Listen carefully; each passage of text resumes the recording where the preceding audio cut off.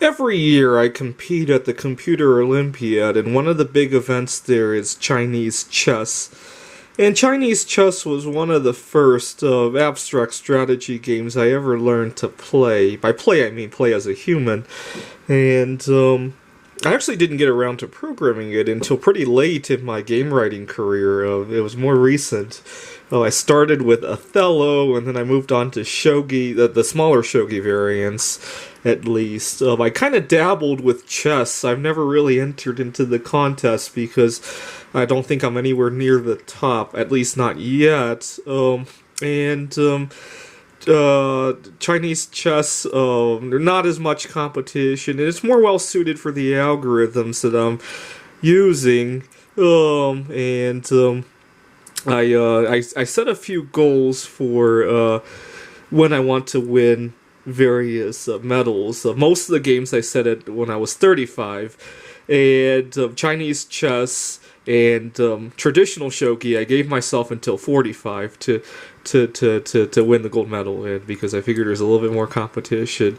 And chess, I just want to win it sometime in my lifetime.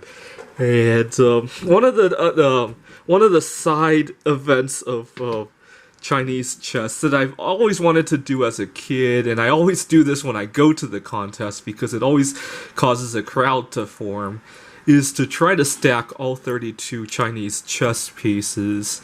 And so I thought I'd do that and maybe talk a little bit about my trip and about the games. And so this is the rook in Chinese chess. Just like in Western chess, it's one of the stronger pieces.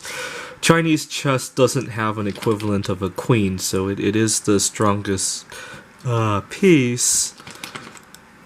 And then this is the pawn. And the unique thing about Chinese chess is that it has a piece that can jump over other pieces called the cannon. And this is a defensive piece. It doesn't move out of the castle.